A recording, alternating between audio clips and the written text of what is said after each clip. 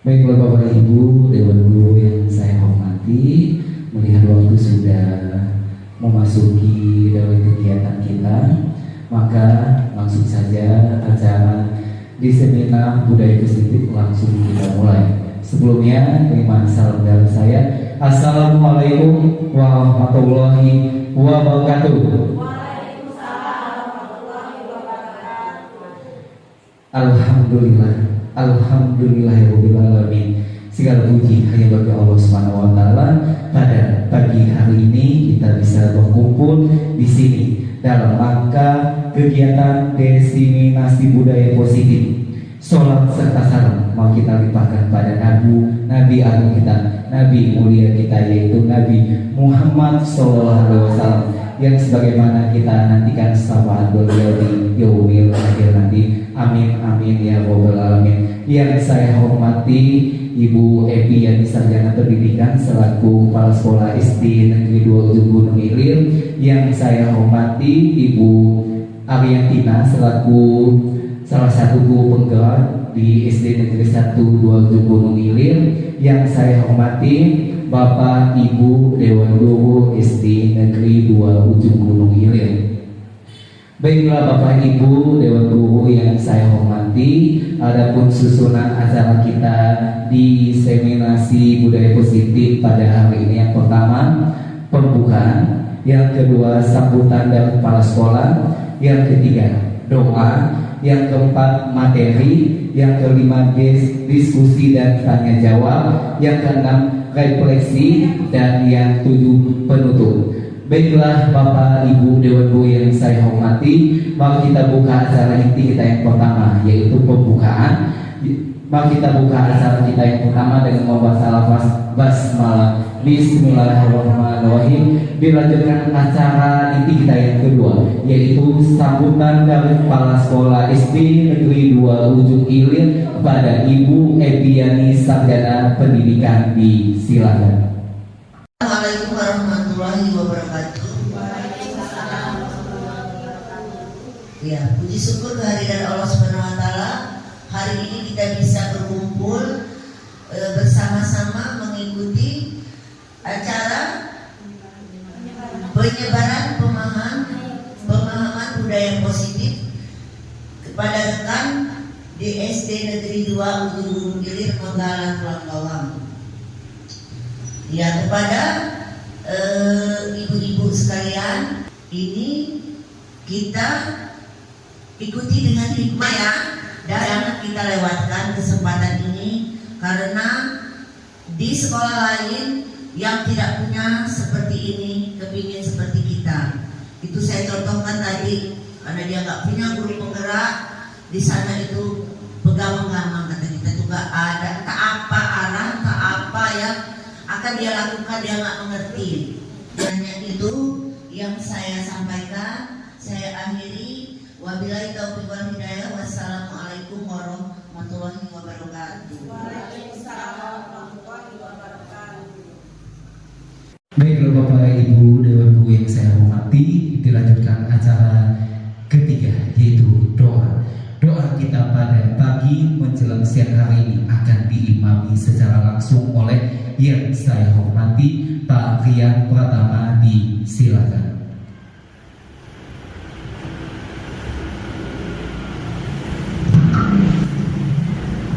Baiklah, Assalamualaikum warahmatullahi wabarakatuh.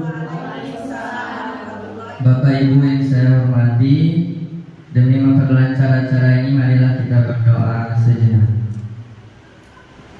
A'udzu billahi minasyaitonir rajim. Bismillahirrahmanirrahim. Allahumma shalli ala sayyidina Muhammadin fil awwalin wal akhirin, aqiyatan fil jasad wa ziyadatan fil ilmi wa barakatan fil rizqi wa tawbatan qabla al maut wa rahmatan indal maut wa maghfiratan ba'dal maut wa afwa indal hisab. Rabbana atina fid dunya hasanah walhamdulillahi rabbil alamin. Iya. Bapak Ibu dan yang saya hormati, dilanjutkan acara kita yang keempat, yaitu materi yang akan disampaikan oleh yang saya hormati, Ibu Riana Sarjana Pendidikan, disilakan.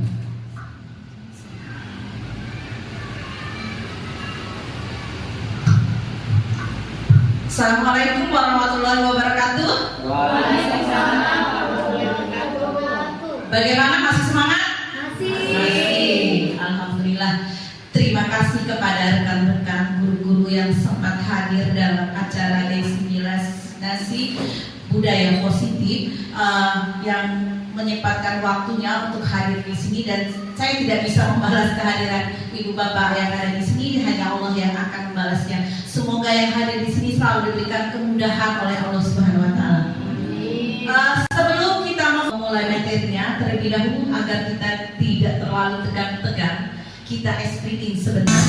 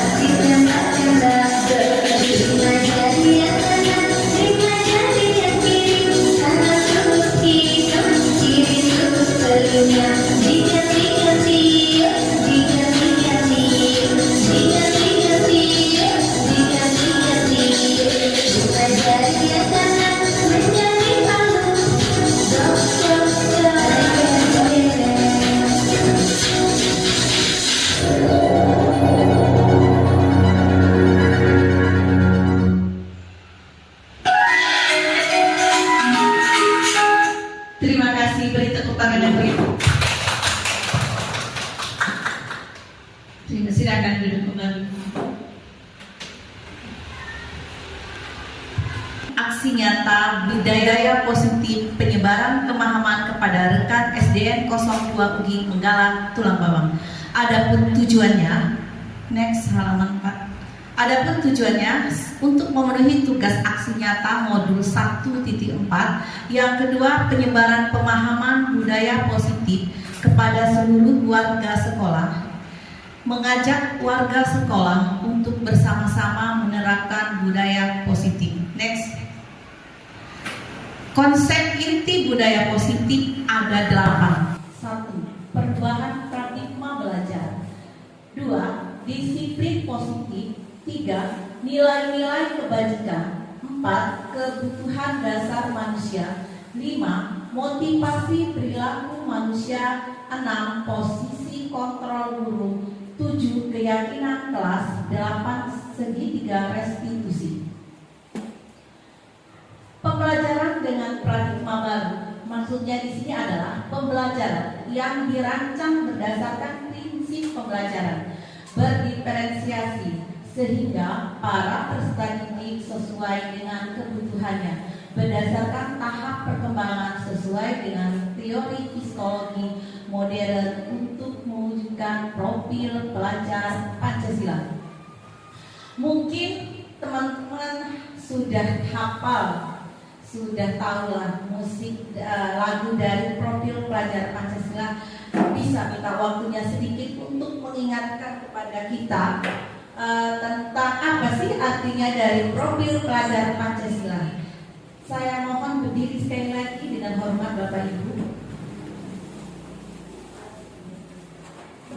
Ibu Bapak Guru, ketika musiknya berbunyi silakan tepuk tangan, karena kalau dari ilmu kesehatan bahwasanya kalau kita tepuk tangan itu mempelajari peredaran darah dan otak kanan otak kiri kita itu berjalan semua. Semoga kita Ibu dan Bapak Guru yang ada di SDN 02 UGI khususnya selalu sehat semua. Amin.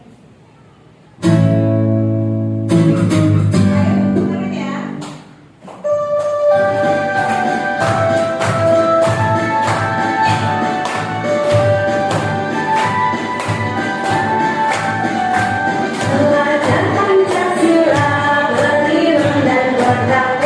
Pada Tuhan yang Esa dan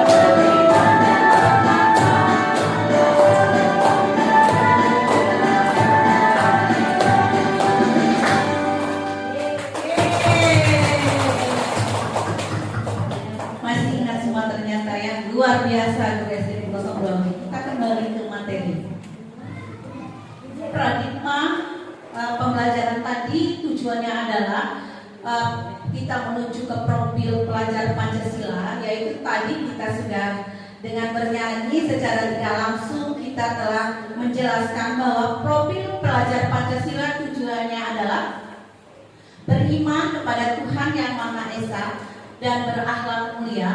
Yang kedua, berkebenekaan global, bergotong royong, kreatif, mandiri, dan bernalar kritis. Itulah profil pelajar Pancasila. Next, selanjutnya,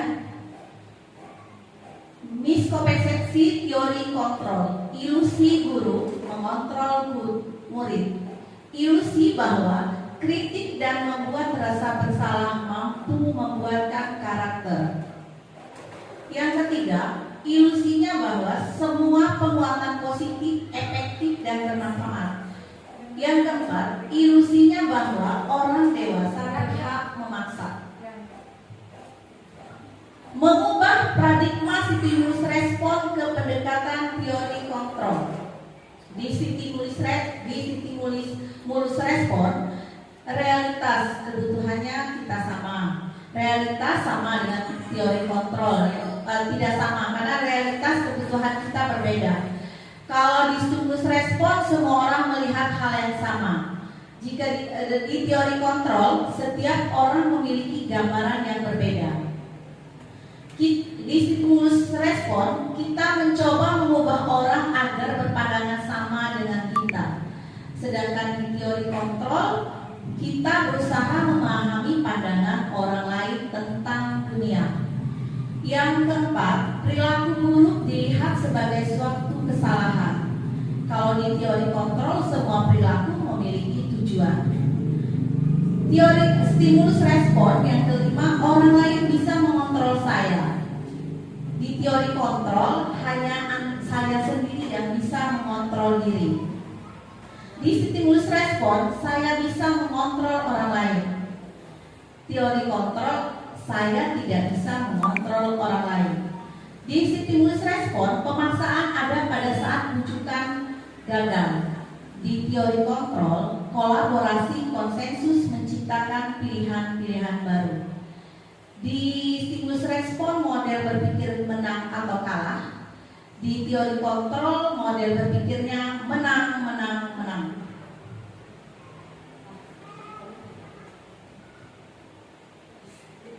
Disiplin positif. Disiplin berasal dari kata disiplina yang artinya belajar. Disiplin mengacu pada disiplin diri yang memiliki tanggung jawab terhadap apa yang dilakukannya berdasarkan nilai-nilai yang diyakini. Disiplin positif merupakan salah satu penerapan disiplin yang bertujuan untuk menumbuhkan kesadaran serta memberdayakan peserta didik tanpa imbalan penghargaan atau ancaman dan hukuman. Sebagai pendidik, tujuan kita adalah menciptakan peserta pendidik yang memiliki disiplin diri sehingga mereka berperilaku mengacu kepada nilai-nilai kebajikan universal dan memiliki motivasi intrinsik dalam perubahan perilaku ke arah yang lebih baik. Jadi maksudnya di sini disiplin positif itu anak-anak itu sudah misalnya gini, anak-anak datang sebelum jam masuk jam 7.15 sekurang-kurangnya, setelah-telahnya jam 7.15 dan nanti secara tidak langsung anak tersebut akan datang sesuai dengan jam itu. Itulah nanti akan saya jelaskan di kesepakatan kelas next selanjutnya. Nilai-nilai kebajikan, nilai-nilai yang disepakati bersama lepas dari suku bangsa, agama, bahasa maupun latar belakang. Nilai-nilai kebajikan yaitu nilai-nilai yang disepakati bersama terlepas dari suku bangsa, agama, bahasa maupun latar belakang. Contoh nilai kebajikan institusi organisasi. Profil pelajar Pancasila tadi penjelasannya beriman, bertakwa pada Tuhan Yang Maha Esa dan berakhlak mulia, berkemerdekaan, gotong royong, mandiri, kreatif dan bernalar kritis. Contoh yang lainnya adalah di Ibu Primigers Program PIP. Nilai kebajikan yang mereka tanamkan adalah toleransi, hormat, integritas, mandiri, menghargai, antusias, empati, keingintahuan, kreatif, kerjasama, dan mandiri. Keterampilan hidup life skill dapat dipercaya, lurus hati, pendengar yang aktif, tidak merendahkan orang lain, dan memberikan terbaik dari dirinya sendiri. Jadi nilai-nilai kebajikan yang ada pada kita adalah sebagai seorang pendidik adalah profil pelajar Pancasila. Kebutuhan dasar manusia, segala sesuatu yang kita lakukan untuk mendapatkan apa yang kita inginkan. Seluruh tindakan yang kita lakukan memiliki tujuan tertentu, dan semua usaha terbaik yang kita lakukan adalah dalam rangka kebutuhan dasar kita terpenuhi dengan baik. 5 dasar kebutuhan manusia. Ada 5 dasar kebutuhan manusia. Yang pastinya bertahan hidup. Bertahan hidup ini contohnya manusia pasti memerlukan apa? Makanan, pakaian, tempat tinggal, keamanan, dan kesehatan. Yang kedua adalah kasih sayang dan rasa diterima. Seperti rasa diterima, dipedulikan, berbagi, bekerja sama, menjadi bagian dalam kelompok. Yang ketiga, penguasaan. Maksudnya di sini adalah harga diri, keinginan untuk dianggap, memimpin, berpartisipasi, diakui, dan didengar. 5 dasar kebutuhan dasar manusia. Kebebasan, yaitu mandiri, memiliki pilihan mencoba hal yang baru, mampu mengendalikan arah dirinya. Selanjutnya yang kelima, kesenangan, bermain humor, antusiasme, dan tertawa. Seperti dalam gambar ini kelihatan ya, ketika anak-anak ketika tangannya dibelenggu pasti dia menginginkan adalah kebebasan. Terus anak-anak juga dia menginginkan kesenangan dalam proses pembelajarannya. Motivasi perilaku manusia. Motivasi menurut Kamus Besar Bahasa Indonesia KBBI adalah dorongan yang timbul daripada diri seseorang. Motivasi dibagi menjadi 2, motivasi ekstrinsik dan motivasi intrinsik. Motivasi ekstrinsik ini untuk menghindari ketidaknyamanan atau hukuman dan untuk mendapatkan imbalan penghargaan dari orang lain. Yang kedua, intrinsik itu menjadikan orang yang mereka inginkan dan menghargai diri sendiri dengan nilai yang mereka percayai.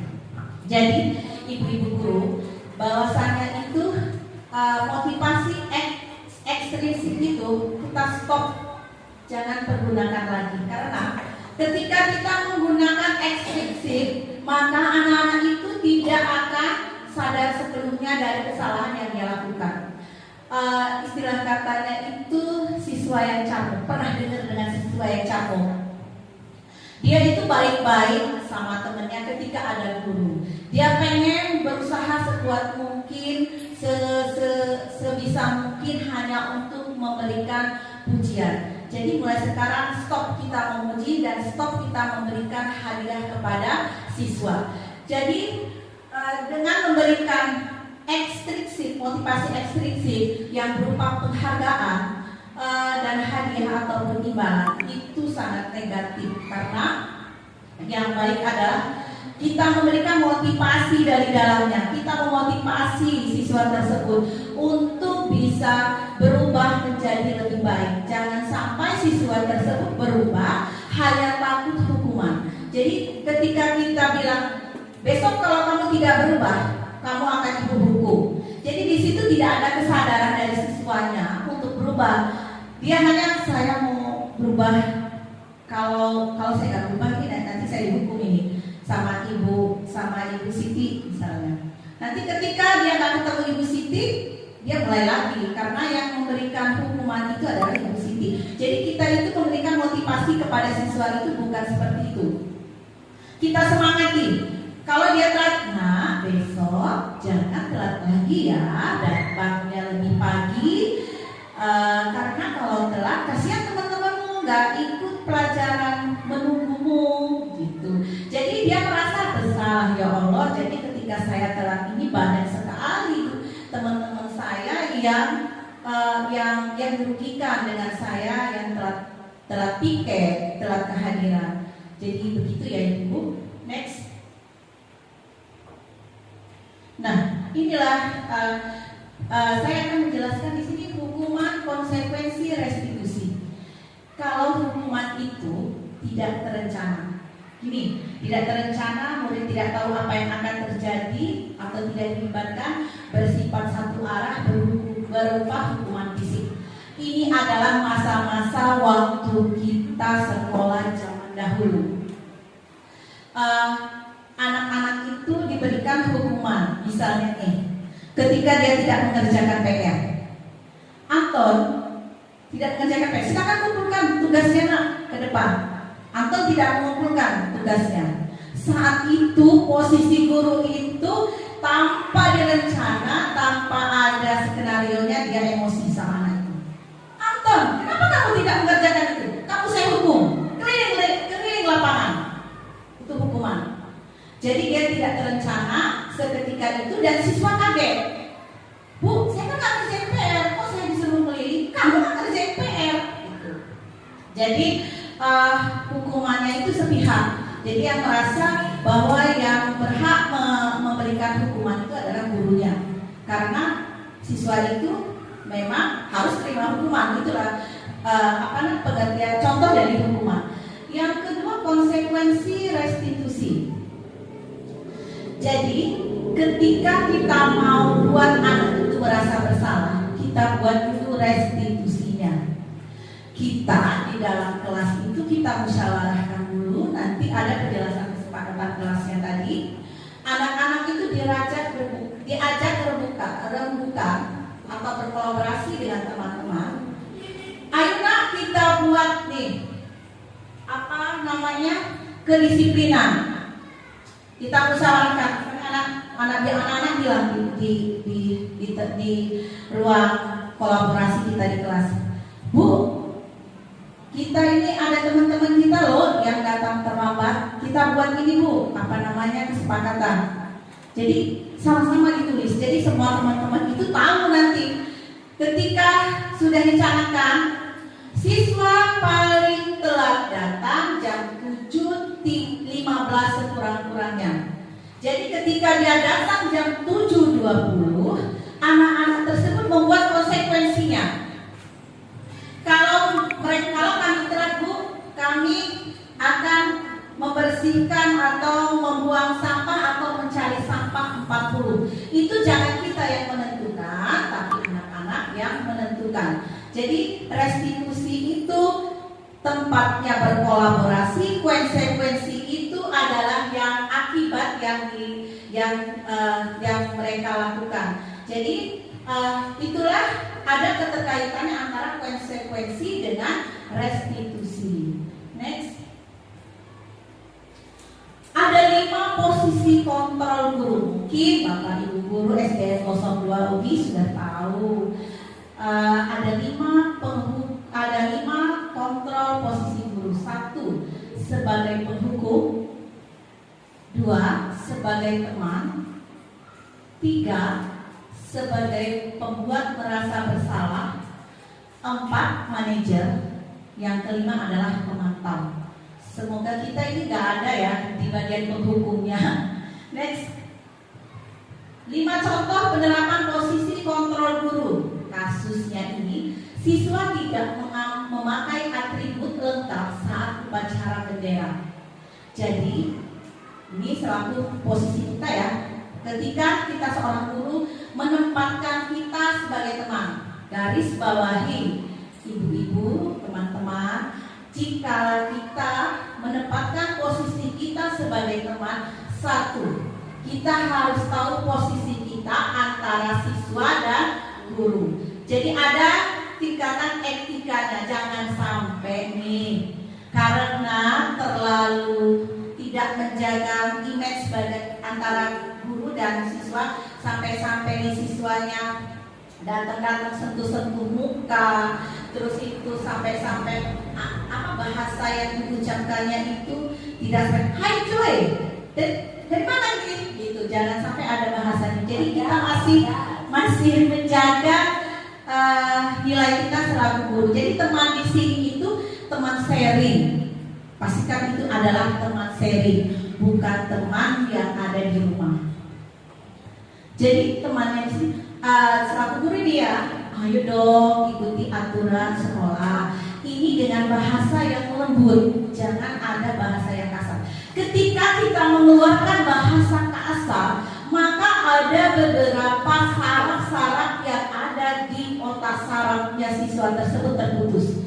Contoh, ketika dia tidak datang memakai atribut, dia langsung marah. Atau kamu tahu, kamu tidak pakai atribut itu, jangan seperti itu, nanti kamu keliling ke lapangan. Otomatis anak itu akan kaget dan dia ngeblank. Disitulah nanti saraf-saraf otaknya ini terputus. Jadi itu bahayanya kalau kita bicara dengan siswa dengan membentak. Jadi kita tidak boleh membentak siswa. Jadi dengan perayuan. Ini ya, saya bacakan dulu.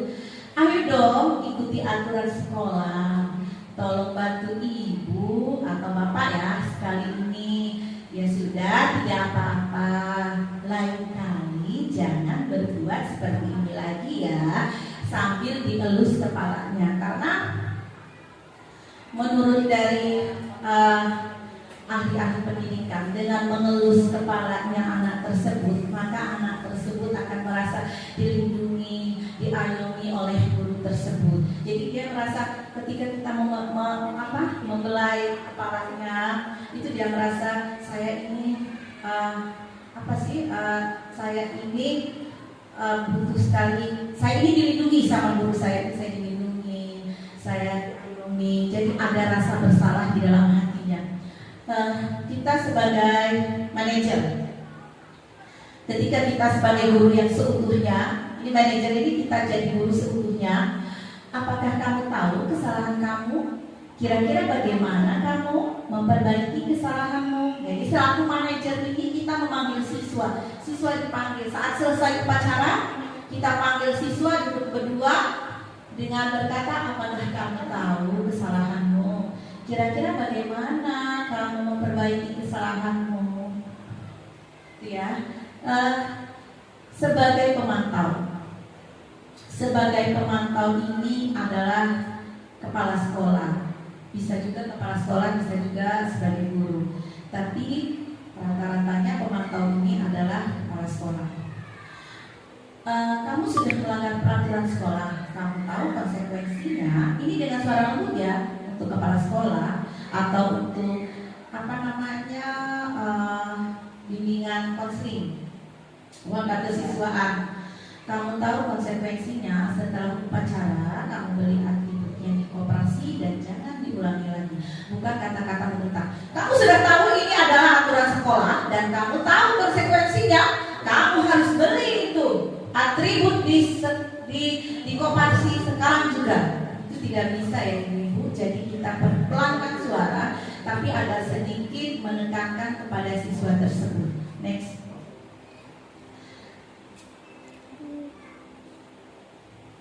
Sekarang kita mau menempatkan posisi kontrol saya ini di mana sih? Ketika saya mengatakan saya kecewa sekali dengan kamu, itu membuat rasa anak itu merasa bersalah dengan kata-kata yang seperti kita mau menangis.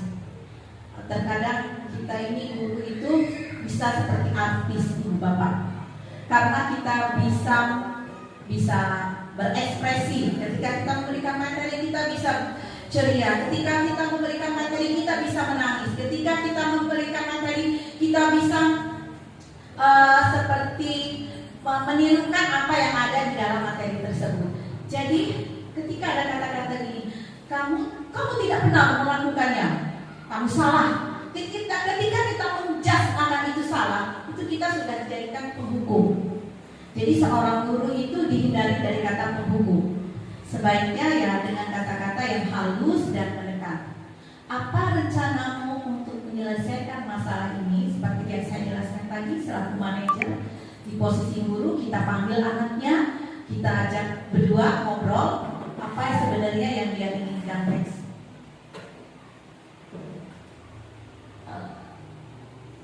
Terus selaku teman, tadi sudah saya jelaskan posisi kita ketika kita sebagai teman, yaitu kita membujuk anak itu tersebut dengan halus. Ayolah, lakukan demi bapak ibu, atau kalau kita selaku ibu, lakukanlah demi ibu ya nak. Kalau kita sebagai bapak, lakukan ya nak demi bapak. Sebagai pemantau, kamu tidak pernah mendapatkan nilai jika tidak mengerjakan tugas. Itu kata-katanya. Next. Ini bisa diperbesar.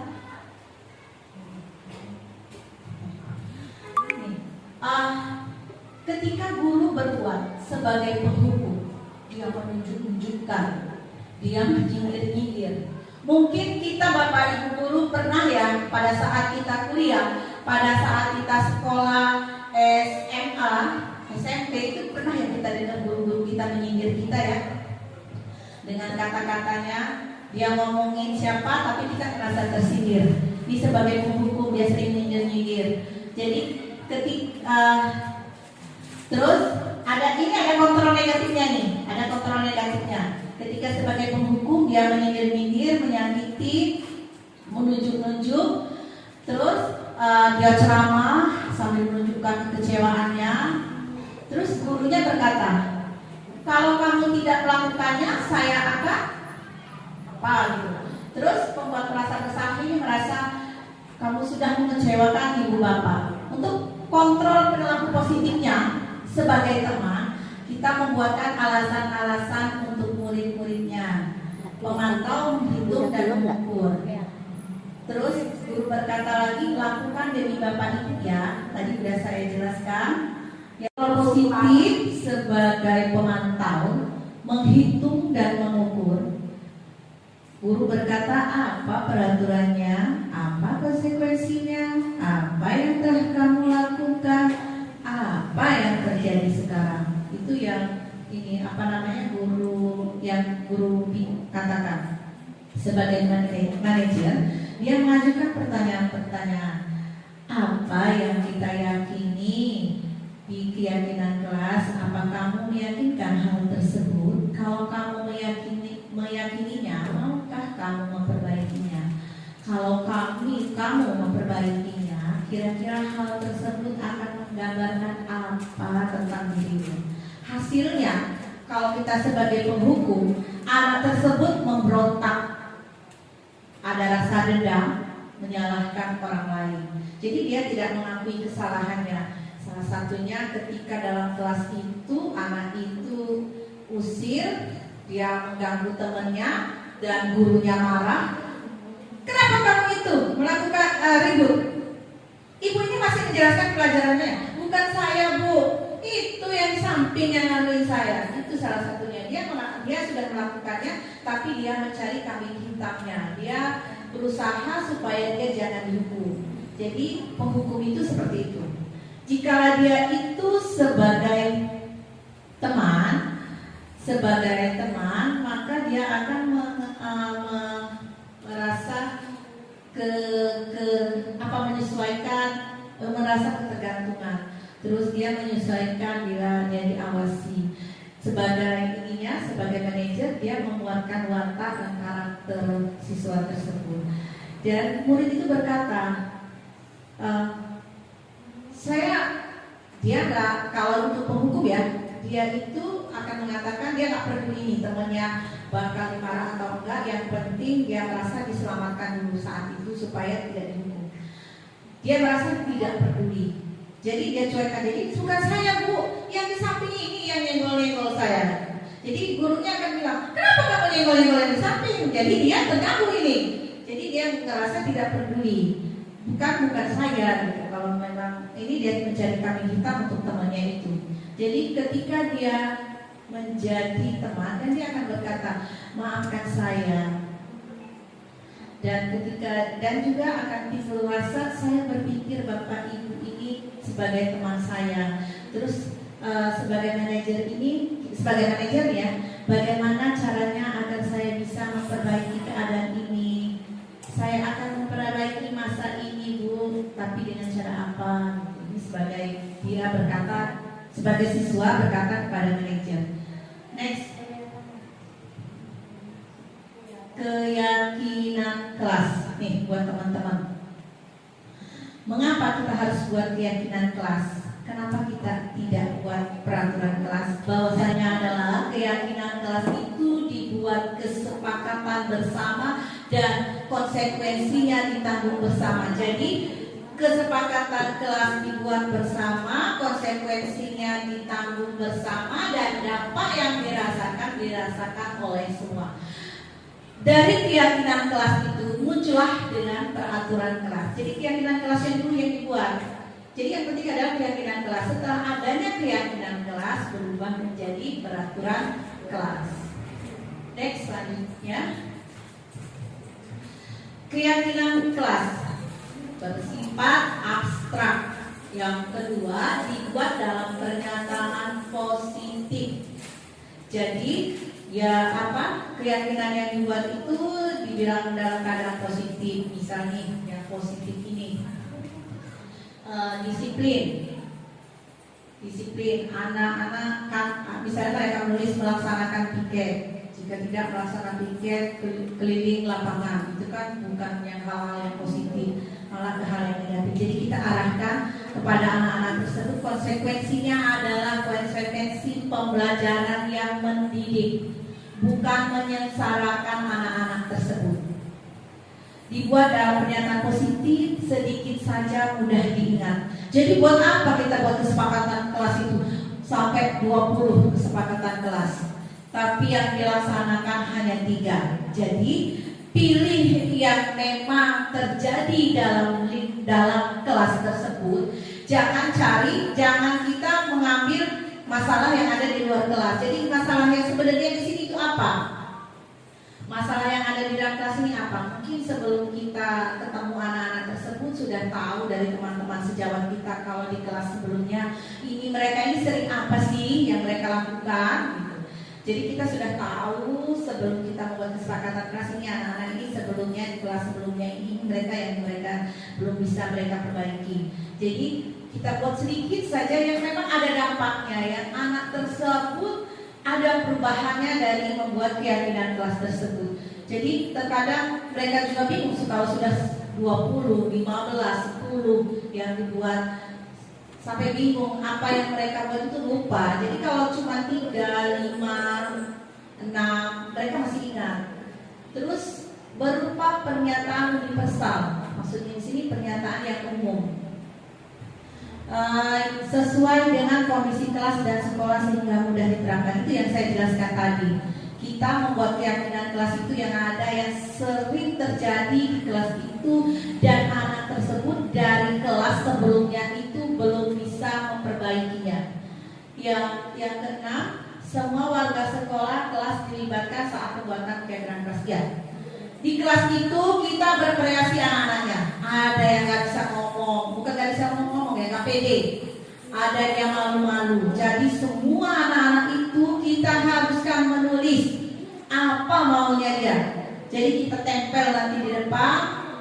Nanti akan saya jelaskan di slide selanjutnya ya. Jadi anak-anak tersebut harus berpendapat.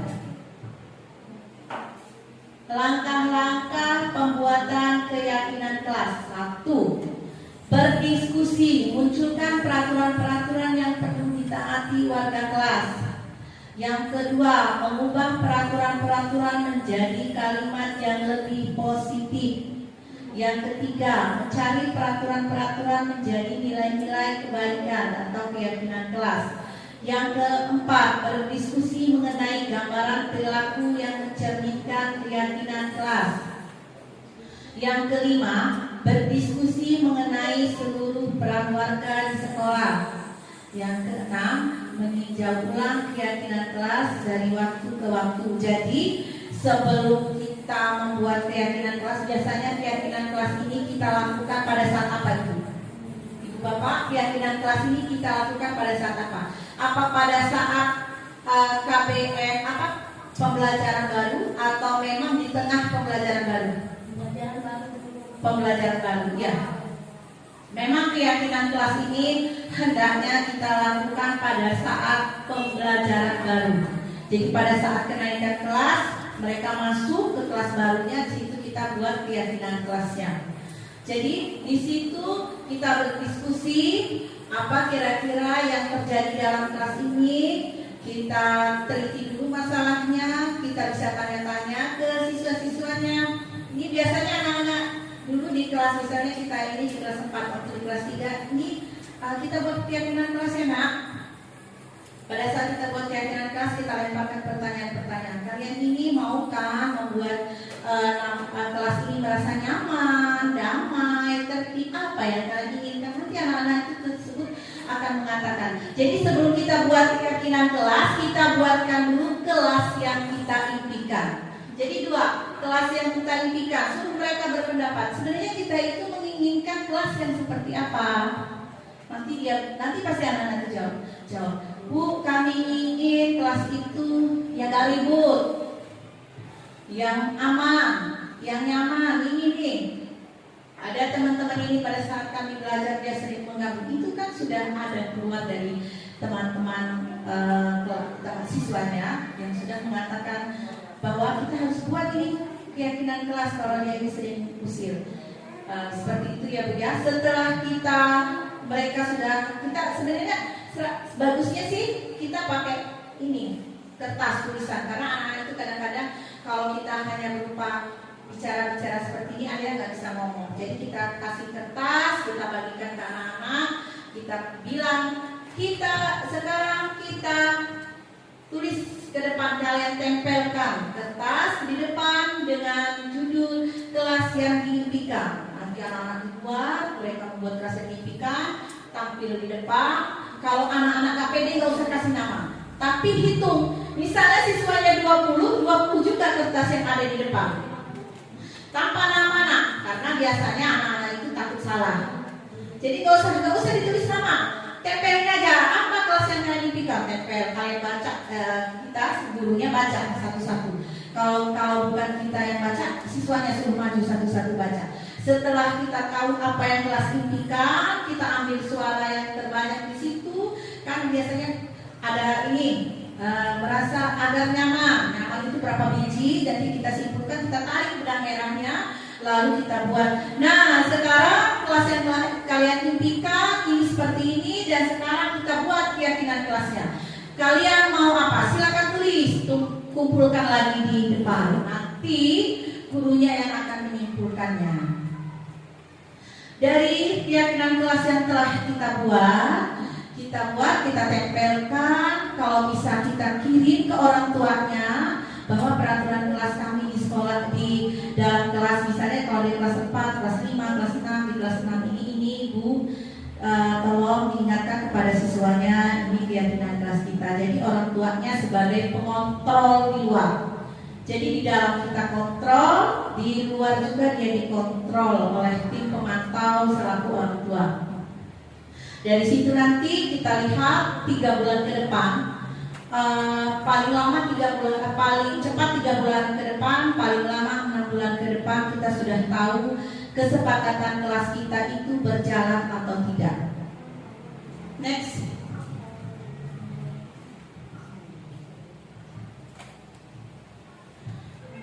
Keyakinan kelas datang, ini salah satu contohnya ya, keyakinan kelas kita datang ke sekolah 15 menit sebelum jam masuknya jam 7.30, mendengarkan guru saat menjelaskan. Ini yang contoh yang mereka tempelkan di kertas, di depan ya. Memakai seragam sesuai jadwal, menggunakan sepatu, membawa minuman sendiri dari rumah. Ya, ini yang salah satu yang harus kita tegaskan ya Ibu Bapak. Anak-anak tersebut wajibnya air minum itu bukan berarti mereka tidak bisa berbagi, karena dari air minum itu tertularnya banyak penyakit. Jadi ketika kita lihat anak-anak itu minum dengan menggunakan pakai menggunakan air minum teman itu harus kita cegah, jangan sampai anak tersebut itu meminum bekas air minumnya. Jadi ada dua, untuk kesehatan dia tidak sehat, untuk keagamaan bukan muhrimnya. Kalau dia laki ketemu perempuan dia minum airnya kan bekas bibir, jadi nggak boleh. Itu harus kita tekankan, bukan tidak berbagi, kecuali makanan. Kalau makanan ya memang kita harus berbagi. Berdoa dengan khusyuk, menjaga kebersihan tembok ya, karena anak-anak itu kadang sepatunya juga ditempel di tembok ini. Dia membuat cap, dia membuat lukisan. Terkadang namanya ditulis, misal namanya dia Sandra, pinter. Apalagi bahasa-bahasa yang ditempel ini.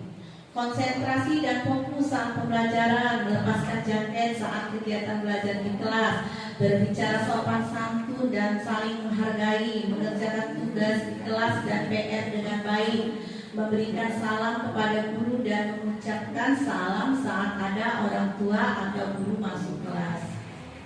Next. Jadi dari beberapa yang mereka tempelkan, beberapa siswa yang ditempelkan di depan, seluruh siswa tadi menempelkan keyakinan kelasnya itu, ditarik benang merahnya hanya 3 yang diambil. Bersih dan sehat, baik diri sendiri dan lingkungan kelas, disiplin, berdoa dan saat kegiatan pembelajaran, saling menghargai, memperhatikan guru saat menjelaskan pembelajaran dan tidak saling mengganggu sesama teman. Jadi sekian banyak tadi ya, ada sekitar 10 lebih tadi itu pendapat mereka. Kita tarik benang merahnya, kita hanya ambil 3. Nanti dari 3 yang kita ambil ini kita pantau berhasil atau tidak, perlu dikaji ulang atau tidak, perlu buat keyakinan yang baru atau tidaknya di sini. Next. Sebelum kita ke segitiga restitusi, kita eksplisit dulu biar otak-otak kita tadi terlalu banyak materi yang masuk, biar agak gak stres dulu, agak melonggarkan pikiran kita dulu. Yuk kita mohon maaf ibu bapak dulu dipersilakan berdiri, kita eksplisit sebentar. Yuk nanti guru teman-teman mengikuti ini ya, biar bergerak dulu, biar gak tegang. Yuk dimulai.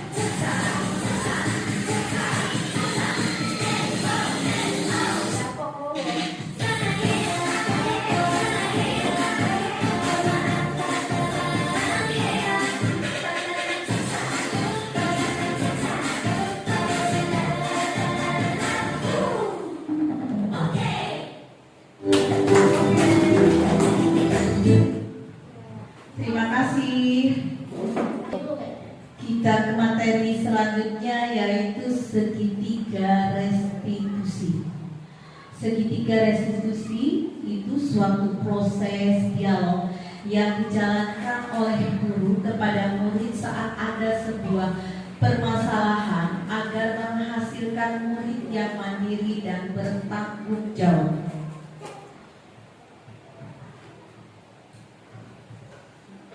Ada 3 fondasi di segitiga restitusi. 1, menstabilkan identitas.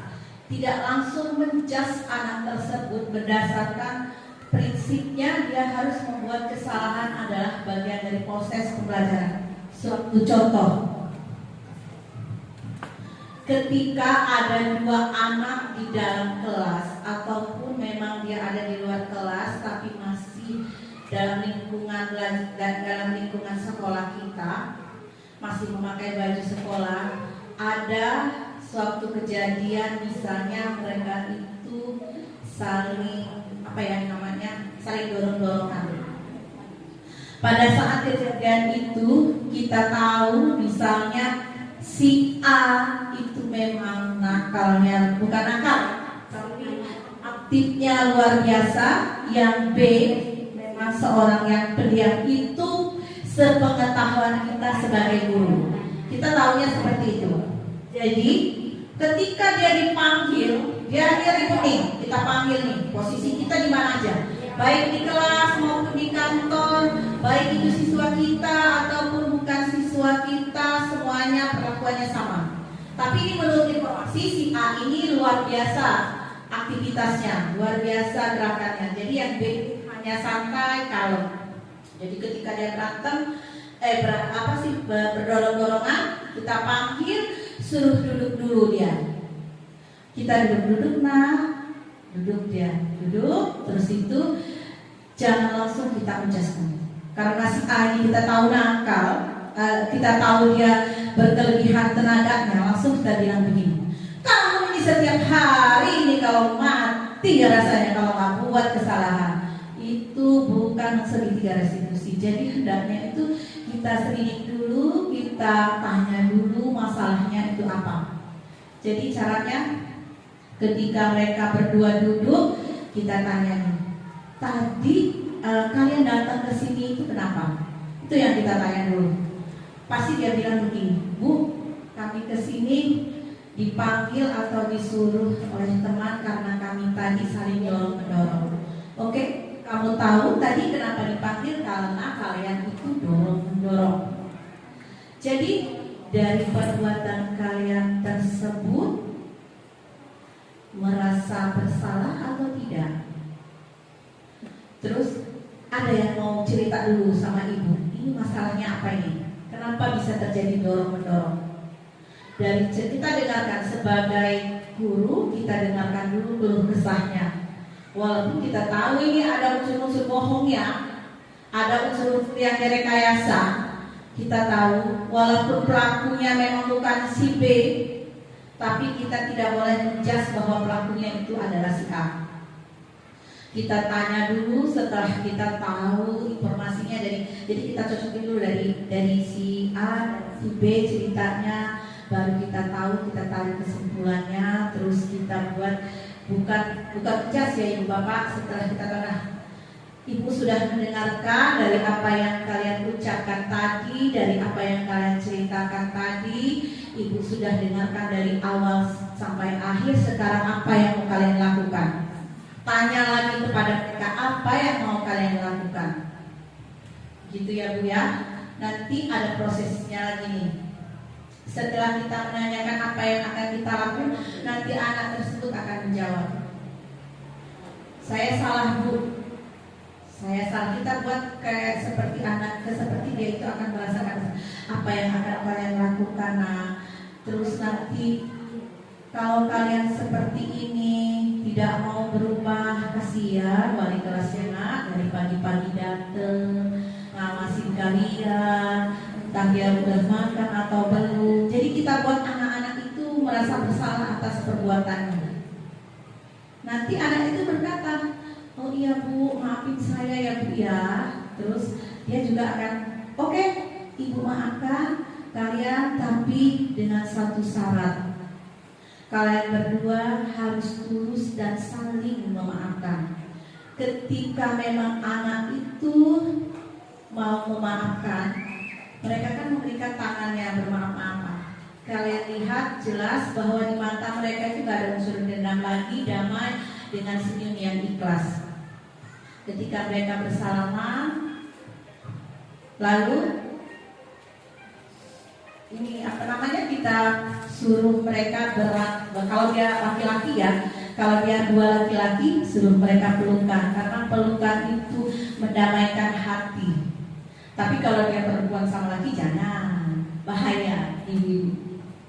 Terus yang kedua, validasi tindakan yang salah. Ini tadi yang saya ceritakan tadi, menanyakan alasannya dulu.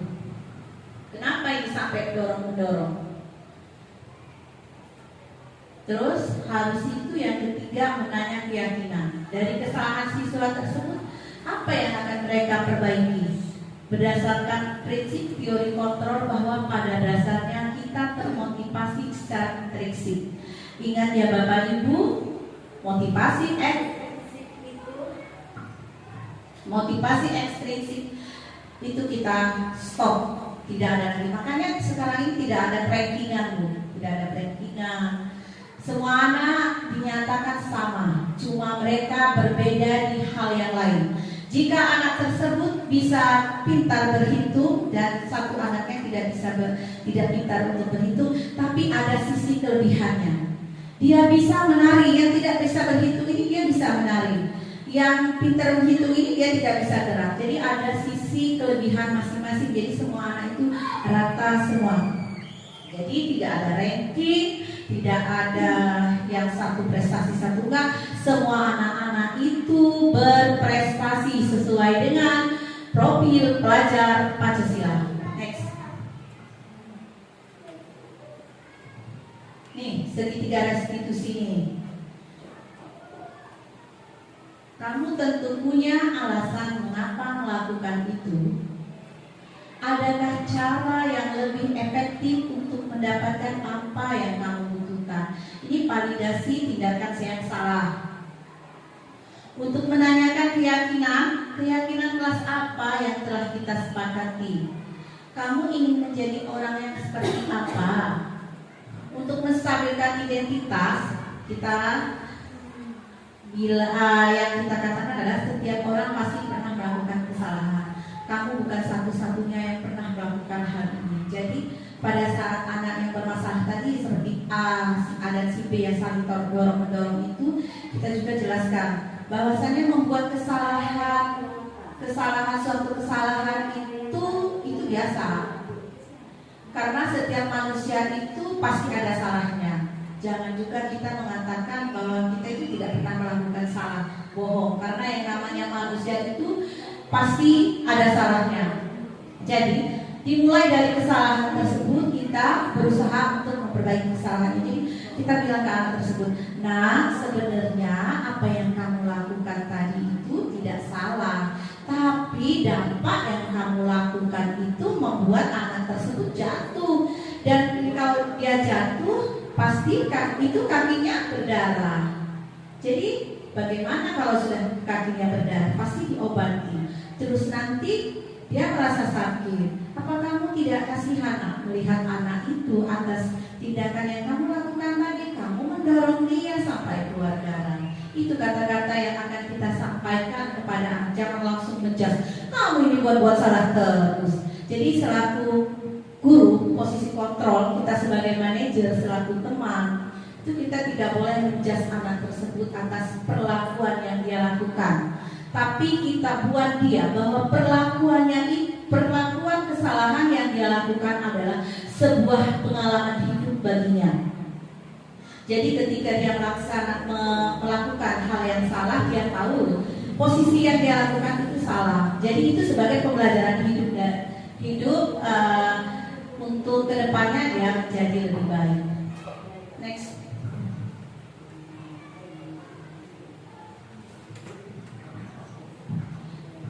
Ini penjelasannya lagi yang sudah saya jelaskan tadi, menstabilkan identitas berdasarkan prinsip membuat kesalahan adalah bagian dari proses pembelajaran. Ini yang saya bilang tadi, tidak ada manusia yang sempurna. Ibu bapak juga pernah melakukan hal itu. Ibu bapak tidak mau mencari siapa yang salah, tapi ibu bapak ingin mencari solusi dan permasalahan ini.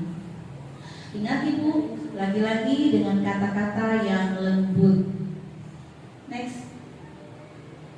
Validasi tindakan yang salah berdasarkan prinsip setiap perilaku berupaya memenuhi suatu kebutuhan tertentu. Kamu pasti tahu, kamu pasti punya alasan mengapa melakukan ini. Padahal kamu bisa melakukannya lebih buruk dari ini. Kamu melakukan karena mempertahankan sesuatu yang penting bagimu. Jadi pada saat kita mewawancarai atau mengajak anak tersebut bicara, kita juga gak boleh ngomong begitu. Karena si B ini merasa bersalah. Kenapa gak kamu lempar juga pakai batu? Kalau kamu dilemparnya pakai batu, kita balas pakai batu. Kalau dia mendorong kamu kuat, kamu dorong lagi lebih kuat. Itu tidak bisa ya Bu ya, karena tindakan itu salah dan negatif. Jadi ketika anak itu berbuat salah, ingat manusia itu tidak ada yang sempurna. Jadi bagaimana caranya kita menyusun kata-kata bahwasannya apa yang dilakukan oleh si A, si yang membuat salah ini, dia merasa bersalah, dan apa yang dirasakan oleh yang didorong tadi, dia merasa bahwa perbuatan yang dia terima itu adalah kesalahan yang tidak bisa diulangi. Pasti ada sebab dan akibat dari kejadian yang mereka lakukan tadi. Next. Menanyakan keyakinan berdasarkan prinsip teori kontrol bahwa pada dasarnya kita termotivasi secara intrinsik. Apa keyakinan kelas kita, nilai-nilai apa yang telah disepakati bersama. Seperti apa gambaran sebuah kelas yang ideal menurut kamu? Kamu ingin menjadi orang yang seperti apa? Jadi itulah pentingnya keyakinan kelas, Bu. Keyakinan kelas ini sangat penting bagi kita, karena secara tidak langsung anak tersebut menerima konsekuensi apa yang mereka lakukan. Bukan kita sebagai penghukum, karena kebiasaan-kebiasaan buruk itu harus kita buang. Di sini tidak ada lagi, ada loh yang kita pernah dengar itu, nomor 1 adalah pemimpin. Jika nomor 2 itu salah, maka balik lagi. Jika nomor 1 itu salah, balik lagi ke nomor jika nomor 2 salah, balik lagi ke nomor 1. Jadi nomor 1 itu tidak ada salah, dia selalu benar. Jadi itu penghukum. Itu kita buang, kita tidak bisa lagi menggunakan kata penghukum. Jadi kita sama siswa adalah teman dalam pembelajaran. Kita garis bawahi lagi, kita adalah teman dalam pembelajaran. Dan kita juga selaku manajer dalam posisi kita sebagai manajer. Terus itu ada 5 kontrol tadi ya. Ada 5 kontrol tadi. Penghukum, manajer, terus itu teman, pemantau, satu siapa? Ayo kita cek lagi biar ingat. Ada 5 kontrol tadi. Nih, membuat rasa bersalah. Ada 5 posisi kontrol. Jadi silakan pilih nih. Kita ini sebagai posisi kontrol yang di posisi yang seperti apa? Penghukum sebagai teman, membuat merasa bersalah sebagai pemantau atau manajer. Next. Jadi tadi itu menanyakan keyakinan kelas dulu. Menanyakan keyakinan kelas. Jadi saat anak itu melakukan kesalahan, yang kita tanya adalah apakah keyakinan kelas kita? Kita tanya, apakah kamu masih ingat keyakinan kelas kita? Apa bunyinya? Ya bacakan 1-3 atau 1-4. Kira-kira kamu melanggar peraturan kelas yang nomor berapa? Nanti dia jawab, saya melanggar peraturan kelas nomor sekian. Apa yang kamu rasakan setelah kamu melakukan kesalahan itu? Kita balik tanya lagi, apa yang kamu rasakan? Berapa orang yang kamu rugikan dari perbuatan kamu itu tadi? Kamu buat keributan kelas ini, umpamanya kan dia kalau buat keributan kelas. Kamu buat keributan kelas, berapa orang tadi yang kamu rugikan waktunya dengan ibu memberhentikan pembelajaran, mendamaikan kalian tadi. Itu udah berapa menit itu pembelajaran kita terhenti. Banyak sekali yang dirugikan oleh kamu nak gitu. Jadi next penutup, menerapkan budaya positif di sekolah dapat memiliki beberapa manfaat, termasuk meningkatkan kesejahteraan siswa, meningkatkan kinerja akademik, dan menciptakan lingkungan belajar yang lebih inklusif dan mendukung ketika siswa tumbuh dalam lingkungan yang positif. Mereka lebih cenderung merasa aman, dihargai, dan didukung, yang dapat mengarah pada peningkatan kepuasan sekolah, keterlibatan, dan retensi. Selain itu, sekolah dengan budaya positif lebih cenderung memiliki tingkat kekerasan dan konflik yang lebih rendah, serta tingkat stres dan kecemasan yang lebih rendah di antara siswa dan staf. Secara keseluruhan, menerapkan budaya positif di sekolah dapat memiliki dampak yang signifikan pada kesejahteraan dan keberhasilan siswa. Ini salah satu contoh kalau kita mau penerapan restitusi. Ketika anak itu berbuat salah, satu, jangan dipermalukan di depan orang banyak. Cukup kita tegur sebentar, kita kasih anak-anak tugas, kita panggil nih, kita ajak ngobrol dia. Apa sih masalahnya tadi? Apa yang dia perlakukan tadi? Ada 3 tindakan dari restitusi itu kan? Pertanyaan bisa kita tanya di sini. Jadi anak tersebut walaupun dia merasa bersalah, dia tidak dijudge oleh si penghukum. Jadi ketika kita permalukan depan orang banyak itu ada ibu bapak merasa dirinya kurang, akhirnya dia menyempil dan merasa dirinya rendah ketika dia dipermalukan di depan orang banyak. Jadi saraf-saraf otaknya itu seketika dia yang dulunya sangat senang, menyenangkan, ketika dia dijudge di depan orang banyak itu bisa down menjadi 40-30% kepercayaan dirinya. Jadi ini untuk pembelajaran buat kita, anak-anak tersebut jangan sekali-kali kita judge di depan orang banyak. Kamu salah, walaupun kita tahu dia itu sudah berbuat salah, jangan kita judge kalau dia salah. Nanti kita panggil, kita ajak ngomong berdua, apapun kesalahannya. Walaupun ini kadang-kadang kita menemukan, misalnya ini ada yang namanya siswa tersebut rasanya ingin memiliki barang teman yang ada di sebelah. Dia bukan mencuri ya, tapi dia ada rasa ingin memiliki barang yang ada di teman sebelah. Ketika dia tidak membawa uang jajan dan teman sebelahnya bawa uang jajan, dia pengen jajan, dia pengen memiliki uang yang ada di sebelah dengan tindakan yang salah. Nah, ketika hal itu terjadi dan ketika itu juga diketahui oleh orang banyak, maka yang kita lakukan adalah kita jangan bilang kamu ini maling uang teman, jangan ibu. Jadi kita stop. Oh iya nak, perbuatannya si Adi ini memang salah, tapi karena dia ini keinginannya ingin jajan, dia lupa membawa uang jajan, akhirnya tindakannya yang salah. Bukan orangnya yang salah, tapi tindakannya yang salah gitu. Terus ada satu pertanyaan saya buat Bapak Ibu. Ketika kita buat keyakinan kelas, selaku guru nih, apakah kita ini mengikuti peraturan kelas? Misal salah satu contohnya, disiplin. Siswa paling telat datang jam 7.15. Apakah gurunya datang jam 7.30? Jadi pertanyaan saya, apakah keyakinan kelas ini hanya untuk siswanya saja atau untuk gurunya? Silakan dijawab ini Ibu Bapak. Siapa yang bisa menjawab? Yuk Ibu. Oh ya, Ibu. Terima kasih.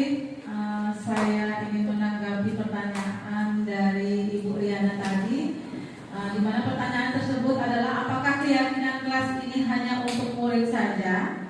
Apakah ini tidak berlaku untuk guru? Jadi menurut hemat saya Bapak Ibu, keyakinan kelas ini berlaku untuk semua warga kelas.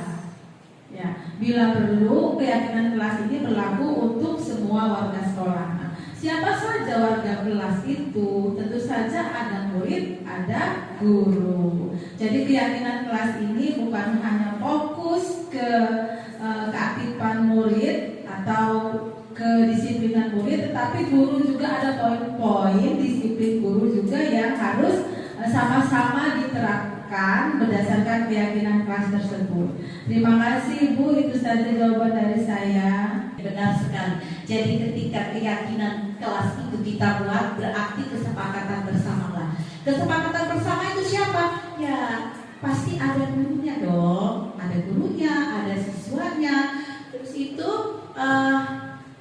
kenapa guru harus terlibat? Karena gurunya di situ yang membuat memimpin kolaborasi dengan teman-teman. Jadi jangan sampai kita memberikan contoh yang sangat buruk. Ketika kita mengatakan anak jangan telat, maka kita juga jangan telat. Ketika kita bicara kepada anak-anak, kalian harus kreatif, inovatif. Sekarang kita juga harus kreatif dan inovatif. Jangan membuat pembelajaran yang membosankan itu, Bapak.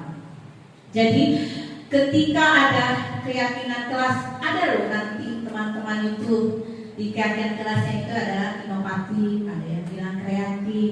Jadi kalau siswanya kreatifnya dalam kata ininya pangkatnya adalah 2, maka gurunya adalah kreatif dengan pangkat 4 sampai dengan pangkat 10. Jadi kita memberikan suri teladan. Terkadang ini mungkin tidak Bapak Ibu sadari, kita dulu pernah memimpikan ketika kita sekolah ada guru yang kita sukai. Suatu saat nanti saya pengen jadi ibu itu. Suatu saat nanti saya mau seperti Bapak itu. Cara pembelajarannya bagus, cara penyampaiannya menarik. Jadi buat keyakinan kelas ini, membuat keyakinan kelas berarti mewujudkan kenyamanan kelas. Jangan sampai kita buat keyakinan kelas tapi gurunya tidak mewujudkannya, maka tidak akan sejalan. Datang jam 7:15, gurunya datang jam 8. Pembelajaran kreatif, siswanya dituntut kreatif, gurunya tidak kreatif. Siswanya dituntut mandiri, gurunya tidak mandiri. Siswanya dituntut bisa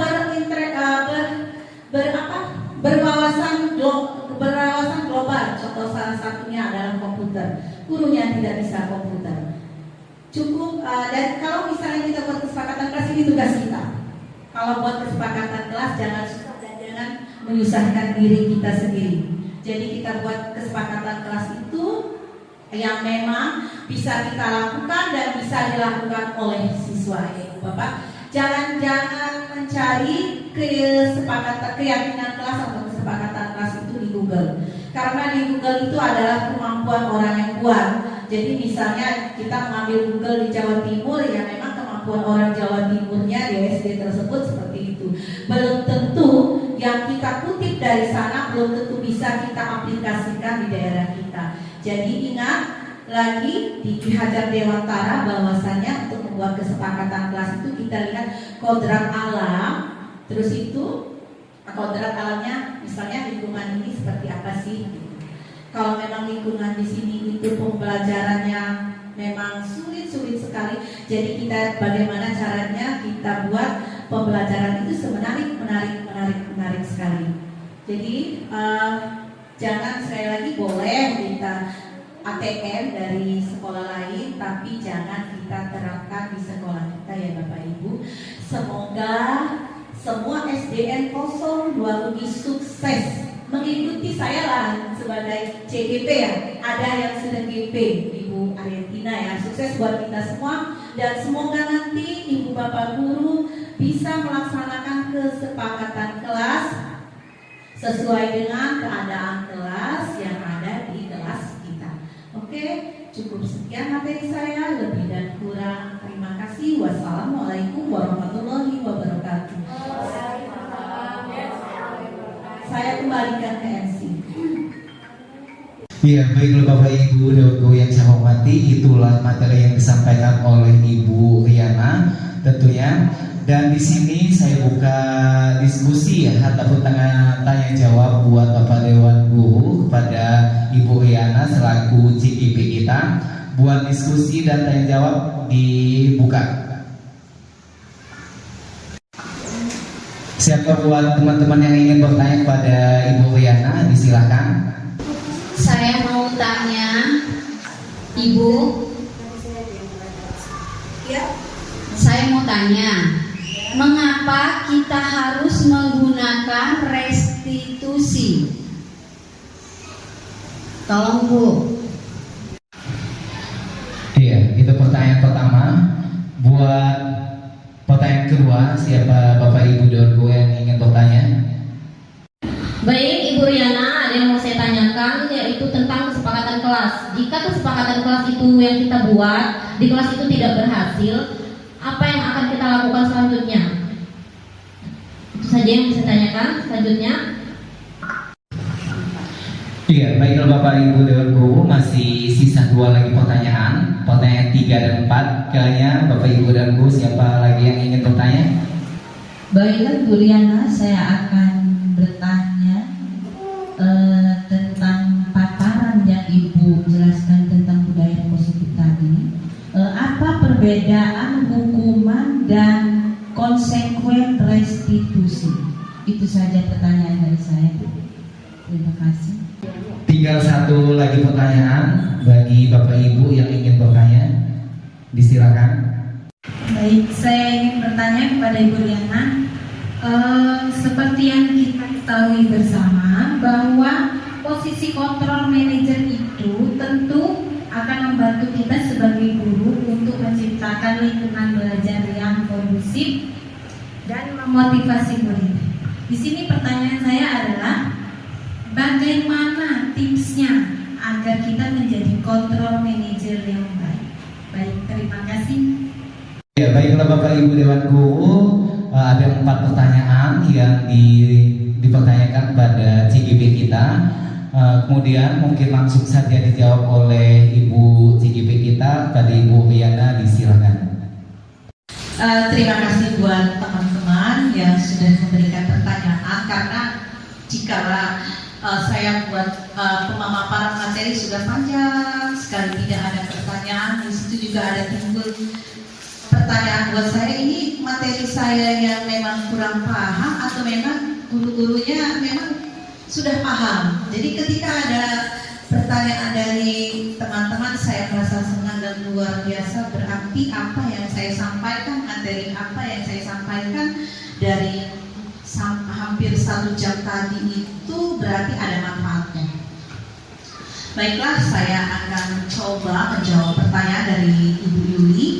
Mungkin nanti kalau ada teman-teman yang mau menambahkan, mau apa namanya, dari jawaban saya yang kurang, yang belum masih ada kurang dan masih bisa perlu ditambahkan, silakan. Jadi di sini kita bukan ini ya, kita di sini berdiskusi, bukan berarti saya pemberi materi adalah saya yang paling benar. Karena di sini kita saling belajar, sama-sama belajar. Untuk Ibu Yuli, mengapa kita menggunakan restitusi? Mengapa perlu restitusi di dalam kelas ini? Karena manfaat dari restitusi ini adalah kita bukan sebagai penghukum. Jadi anak tersebut, jika dia melakukan kesalahan, ketika kita tidak menggunakan restitusi, pasti kita bingung. Pasti yang langkah yang kita ambil adalah kita sebagai penghukum. Umpamanya ini, dia telat datang, kita masuk jam 7.30, dia datang jam 8.30. Ini tanpa ada restitusi ya, kita belum mengenal apa sih restitusi. Datang tok, assalamualaikum Ibu, saya telat. Telat kamu? Kenapa kamu telat? Ini udah 30 menit. Kamu sudah merasa telat, gak usah datang. Kenapa kamu datang? Gimana kamu ini?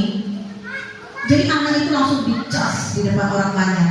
Dan pada saat itu dia yang pengen cerita masalahnya apa, kenapa dia telat, langsung hilang seketika. Tanpa adanya restitusi kita tidak bisa menyimpulkan masalah tersebut. Jadi kalau ada restitusi, kita ambil dulu ininya, satu langkahnya dulu. Kita tanyakan dulu masalahnya apa dia. Kita validasikan tindakannya dulu. Saat kamu telatnya kenapa nak? Tapi bukan ditanya depan orang banyak ya. Setelah kita suruh duduk. Maaf ya Bu, saya telat. Oh iya nak, ini sudah jam 8, jadi 30 menit kamu rugi untuk tidak mengikuti pembelajaran. Silakan duduk. Biarkan dulu dia menerima pembelajaran itu. Setelah kita berikan tugas untuk anak-anak, kita duduk, kita panggil anak tersebut, kita gali dulu informasinya, kita identifikasi dulu masalahnya apa, kenapa dia bisa telat. Kita tanyakan dulu, apa masalahnya kamu telat. Kita tanyakan dengan suara halus, dengan tidak ketat. Kita buat bagaimana dia merasa bersalah. Terus itu baru kita tanya keyakinan kelasnya, yaitu menanyakan keyakinan. Validasi tindakan yang salah, menanyakan keyakinan. Di poin yang kedua, menanyakan keyakinan. Nah, kira-kira nih, kita kan sudah buat nih keyakinan kelas. Ya Bu, kamu telat tadi kan? Iya Bu. Kamu tahu kamu melanggar keyakinan kelas? Iya Bu. Pasti jawabnya seperti itu. Kamu melanggar peraturan kelas yang nomor berapa nak? Disiplin Bu. Kenapa kamu melanggar peraturan disiplin? Kita ulangi lagi. Karena saya telat Bu. Terus kita menstabilkan identitas. Apakah kamu merasa bersalah dengan perbuatan kamu nak? Karena dari kamu telat 30 menit, kamu sudah rugi 30 menit ikut pembelajaran ibu. Jadi kamu sudah tinggal beberapa materi dari ibu. Pasti anak itu menjawab, iya Bu, saya salah. Pasti itu dulu yang dia jawab. Nah, ketika dia menyatakan salah, kita tanyakan lagi, bagaimana cara kamu memperbaiki kesalahan kamu nak? Kita kalau misalnya dia masih bingung, bagaimana kamu memperbaiki kesalahan kamu nak? Apakah kamu akan datang telat lagi atau tidak datang telat lagi? Kita kasih dia dua pertanyaan. Ketika dia bingung untuk memperbaiki kesalahannya, pasti dia jawab begini, ya Bu, saya akan memperbaiki kesalahan saya. Dengan cara apa nak? Saya bangun pagi Bu. Pasti dia jawab begitu. Tapi kenapa dia bisa jawab itu? Karena dia merasa ada rasa perlindungan dari gurunya. Jadi udah ada posisi kontrolnya, sudah jalan semuanya. Dia sebagai teman, gurunya sebagai teman, terus dia sebagai manajer, dia juga sebagai pemantau. Jadi dia bilang begini selaku pemantau, besok ibu tidak mau lagi melihat kamu telat ya anak ya. Ibu akan lihat besok, ibu akan tagih janjinya kamu. Kalau dia namanya Marisa, kita bilang Marisa, kalau apa nama anak sesuai yang telat itu, ibu akan tagih janji kamu nak kalau kamu telat lagi. Seperti itu Bu ya. Itulah pentingnya segitiga restitusi. Jadi kita punya arah, anak itu terarah.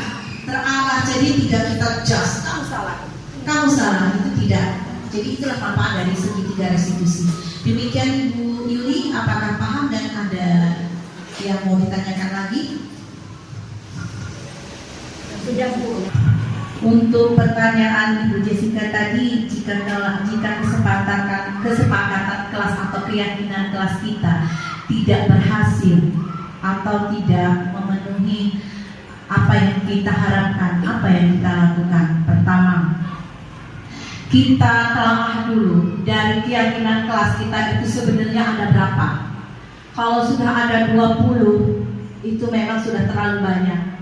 Dari keyakinan kelas yang telah dibuat itu, makanya saya bilang dari penjelasan yang saya jelaskan tadi itu, keyakinan kelas itu dibuat semaksimal mungkin. Jangan sampai dia dibuat 20. Jadi kalau bisa dia dibuat 4 sampai 5, tapi dia sudah bisa dipahami secara umum. Jadi ketika memang saya sudah melakukan keyakinan kelasnya itu sudah ada 6, tapi masih tidak berhasil. Jadi selaku pemantau keyakinan kelas, kita telah dulu apa ini kira-kira yang salah. mungkin dari bahasanya yang kurang menyentuh anak-anak tersebut. Dan ini Bu, apakah kesepakatan kelas bisa diganti? Bisa. Keyakinan kelas bisa diganti ketika memang di dalam kelas itu tidak berhasil. Tapi biasanya dalam keyakinan kelas itu dari 4 sampai 5 yang kita buat, tidak mungkin 5 ini tidak berhasil. Kalau 5 ini tidak berhasil, siapa yang akan dievaluasi? Yang akan dievaluasi adalah si gurunya sebagai manajer, sebagai pemantau. Jadi kenapa itu tidak berhasil, kita teliti dulu. Setelah kita teliti, ini loh permasalahannya. Oh, ini ada kurang penegasannya, atau ini kurang, atau memang ini memang nggak usah dipakai di kelas ini, itu bisa kita ganti. Seperti itu ya. Jadi kita nggak usah stuck dengan keyakinan kelas harus dibuat 1 tahun, tidak. Jadi keyakinan kelas itu selama-lamanya itu 3 sampai 6 bulan. 6 bulan juga itu sudah terlalu lama untuk melakukan perubahan kepada siswa itu tersebut. Bagaimana Ibu Jessica, sudah paham ya? Pertanyaan yang ketiga dari Ibu Hertilia, apa perbedaan hukuman dan konsekuensi restitusi? Kalau hukuman itu dia dibuat secara mendadak. Jadi ketika kita mau memberikan hukuman itu seketika hukuman itu langsung muncul di otak kita. Misalnya nih, anak itu membawa air, tumpah airnya tumpah kena temannya, dia minum atau dia beli es, tanpa sengaja dia menumpahkan gelas air itu ke temannya. Kalau kita pakai hukuman, seketika itu dibuat, kamu ini salah, kamu itu kenapa sampai air minum kamu tumpah sama teman? Kamu sengaja ya? Oh, kamu sengaja ya? Ambil ini pengepel, kamu pel ini seluruh ini, kamu cuci baju anak itu yang sudah kamu tumpahkan, itu hukuman. Tapi kalau restitusi, perbedaan restitusi konsekuensi adalah restitusi itu kita membuat secara bersama, kita mewawancarai, kita tanyai dengan 3 tindakan yang sudah saya jelaskan tadi, itu restitusinya. Konsekuensinya adalah rasa bersalah yang dia terima. Jadi keyakinan kelas yang dia buat dan hasil dari keyakinan kelas itu adalah perubahan dirinya, konsekuensi. Apakah dia mau berubah atau tidak? Dari perbuatan yang dia lakukan itu menimbulkan dampak yang sangat signifikan atau sangat merugikan bagi orang lain. Jadi seperti itu Bu Herti, bedanya hukuman dengan konsekuensi restitusi. Jadi untuk SDN 02 UI kita harus menggunakan konsekuensi restitusi. Karena hukuman itu, sekali lagi saya ingatkan, hukuman buat anak siswa itu jangan pernah kita pakai di SDN 02 UI, karena itu bisa merusak mental seseorang dan bisa menimbulkan dendam kepada kita. Ini kadang-kadang ya, awas kamu kalau saya jadi guru, anak kamu nanti akan saya buat dari sekecil-kecil mungkin. Atau kayak gini, kalau saya jadi guru nanti, awas ini akan saya perbuatkan lagi nih atas tindakan dari ibu itu. Jadi dia akan melakukan balas dendam. Jadi itu seperti itu Bu Herti ya. Yang keempat adalah pertanyaan dari Ibu Sari, posisi kontrol kita sebagai manajer, bagaimana cara kita memotivasi anak tersebut, triknya kita sebagai manajer memposisikan kita sebagai kontrol. Jadi ketika kita sebagai manajer, jadi apa yang kita lakukan, trik yang kita lakukan, satu, jangan menjudge anak itu salah. Itu pertama sekali. Jadi ketika kita sebagai manajer itu, kita mengidentifikasi dulu masalah yang terjadi.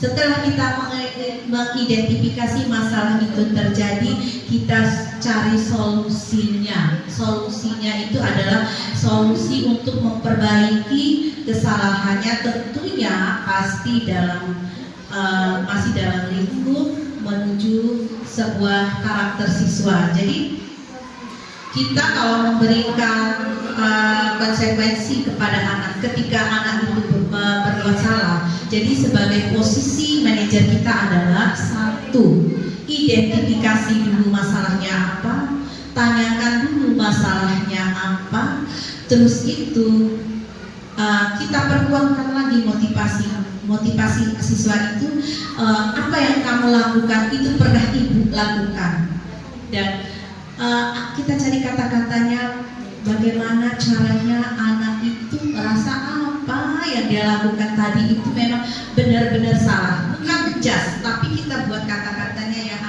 anak itu merasa bersalah.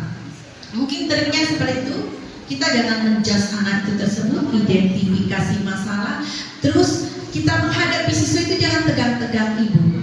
Kita ajak senyum dulu, kita ajak bercanda dulu, terus itu apanya kalau bisa kita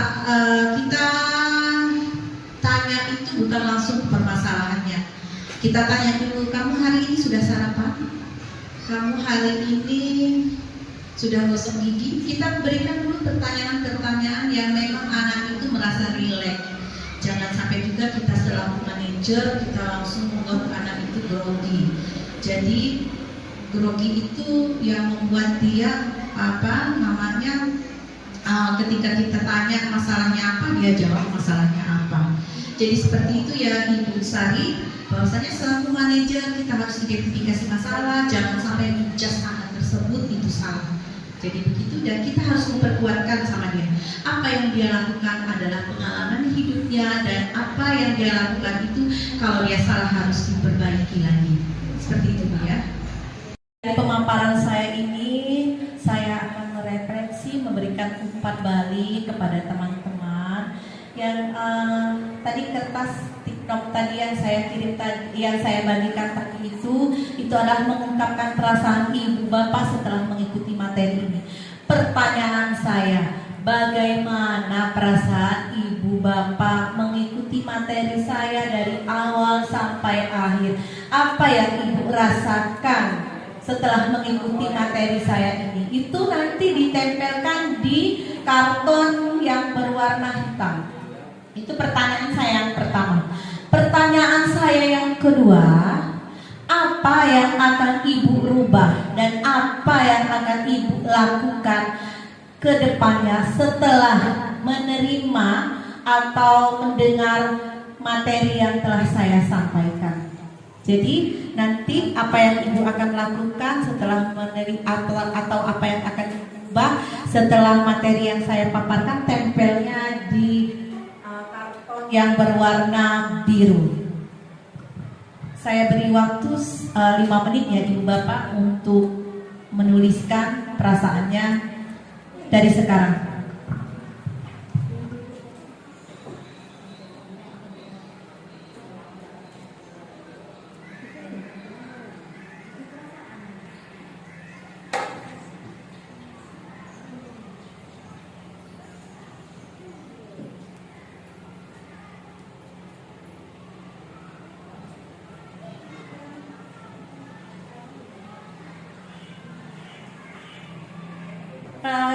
Kalau memang sudah selesai, Ibu Bapak dimohon untuk menempelkan ke depan ya. Silakan Bu, Bapak. Ini yang perasaannya, ini apa yang akan dirubah?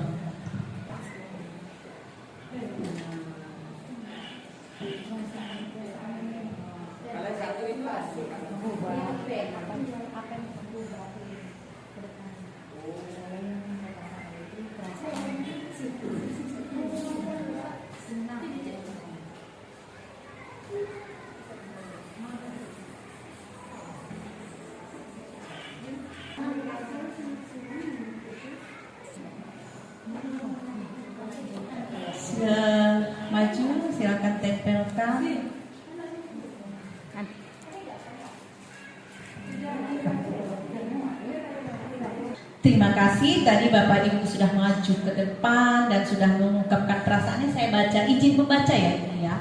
Ini teman kita mengatakan, saya merasa sangat senang karena mendapat tambahan ilmu baru.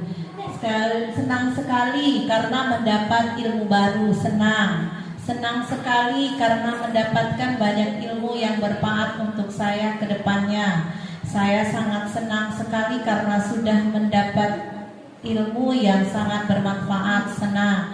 Alhamdulillah senang dan bahagia mendapatkan ilmu yang bermanfaat, senang. Perasaannya saya sangat senang dalam mendengarkan atau mengikuti kegiatan ini. Luar biasa, beri tepuk tangan pada SDN 02 ini. Senang semua ya. Apa yang akan dilakukan, perubahan atau apa yang akan dilakukan setelah mendengarkan atau mengikuti materi yang telah disampaikan? Ini dari guru yang menjawab, saya akan mencoba membuat keyakinan kelas bersama-sama siswa saya di kelas. Saya akan menjadi guru yang lebih baik lagi, memberikan pembelajaran dan menjadi teladan yang lebih baik untuk peserta didik. Saya akan berubah, akan membuat keyakinan kelas yang sesuai dengan kesepakatan siswa dan guru, mempraktekkan restitusi kepada anak dan membuat keyakinan kelas, merubah apa yang tidak baik dalam selama ini, mengajar dan mengajari anak-anak di dalam kelas maupun di luar kelas. Saya akan membuat kesepakatan kelas agar kelas saya lebih baik lagi. Saya tarik kesimpulan apa yang akan Ibu SDN 02 UGI lakukan ke depannya, yaitu 1, membuat kesepakatan yang jelas. Yang kedua, menggunakan segitiga restitusi. Besar harapan saya Ibu Bapak, ketika memang materi yang telah disampaikan, saya hanya sebagai perantara saja untuk menyampaikan materinya, dan saya mohon kepada Bapak dan Ibu, bukan hanya ini yang ditempelkan di sini saja apa niatnya, karena ketika kita berniat sesuatu itu insya Allah akan dikabulkan. Jadi saya mohon ketika ini sudah ditempelkan di depan dan siap diaplikasikan ke siswa-siswanya, semoga kedepannya pendidikan di SDN 02 UGI lebih maju menggunakan restitusi dan menggunakan keyakinan kelas sesuai dengan kelasnya, dan semoga kedepannya kita makin berjaya melahirkan CGP yang lebih banyak lagi. Maju terus SDN 02 UGI untuk kita semua. Wassalamualaikum warahmatullahi wabarakatuh. Iya, baiklah Bapak Ibu Dewan Guru yang saya hormati. Terakhirnya tadi penjelasan dari Ibu Riana, tentunya penutupan dari diseminasi budaya positif kita. Saya selaku pembawa acara dari kegiatan ini, apabila ada kesalahan saya mohon maaf kepada Allah, saya mohon ampun, dan saya akhiri. Wassalamualaikum warahmatullahi wabarakatuh. Assalamualaikum warahmatullahi wabarakatuh. Perkenalkan, nama saya Suwinasari SPD, teman sejawat dari Ibu Riana CGP Angkatan 10. Saya sangat bermotivasi atas materi yang diberikan Ibu Riana yang berjudul Budaya Positif, dan akan saya terapkan tentang pembuatan keyakinan kelas. Sukses selalu buat Ibu Riana.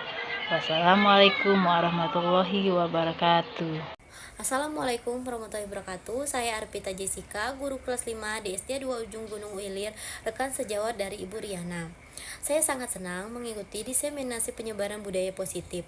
Materi yang Ibu Riana sampaikan sangat mudah dimengerti dan sangat menginspirasi, yaitu bagaimana cara membuat kesepakatan kelas dengan baik dan benar yang berguna untuk proses belajar mengajar dapat berjalan dengan lancar, dan juga bagaimana cara mengatasi peserta didik sesuai dengan segitiga restitusi, serta bagaimana kita seorang guru mengatasi peserta didik itu menempatkan diri sebagai 5 posisi kontrol seorang guru kepada peserta didik. Terima kasih, materi yang Ibu Riana sampaikan sangat bermanfaat untuk saya dan teman-teman saya di sekolah. Sukses selalu untuk Ibu Riana. Wassalamualaikum warahmatullahi wabarakatuh. Assalamualaikum warahmatullahi wabarakatuh.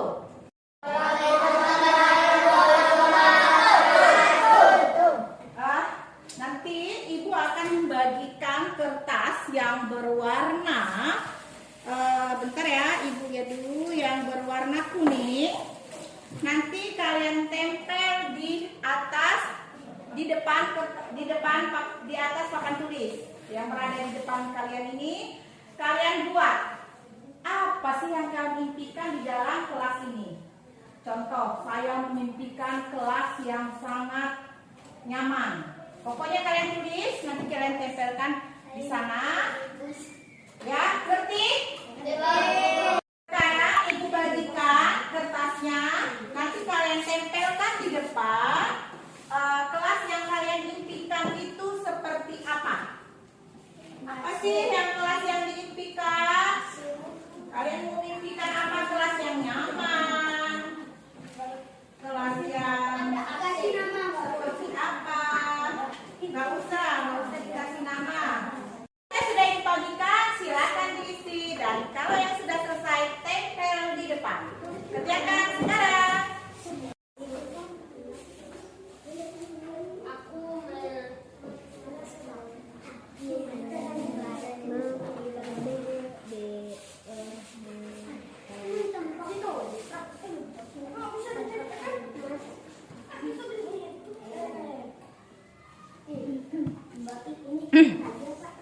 Silakan dikerjakan, Nak. Kalau sudah ada yang selesai, silakan dikumpulkan. Sudah selesai, tempelkan di warna yang hitam. Yang ada hitamnya itu kelas yang kalian impikan. Ayo, siapa lagi? Siapa yang sudah selesai, saya? Siapa yang sudah selesai, silakan kumpulkan ke depan.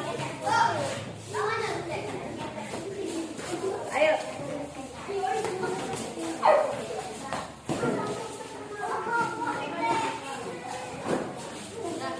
Sekarang, karena kita sudah buat kelas yang kita impikan, kita buat keyakinan kelas. Salah satunya seperti ini. Saya akan disiplin, tidak keras. Saya akan pipen. Gitu ya, buat keyakinan kelasnya. Sudah kebayang ya apa yang ditulis? Silakan kalian.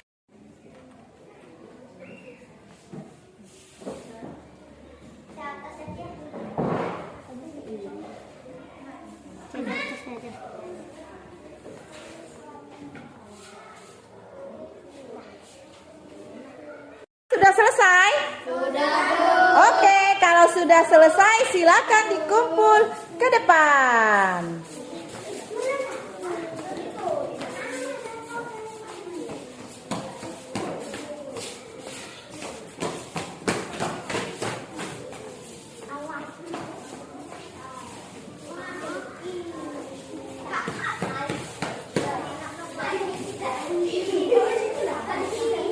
Ayo, siapa yang belum selesai silakan kumpul ke depan.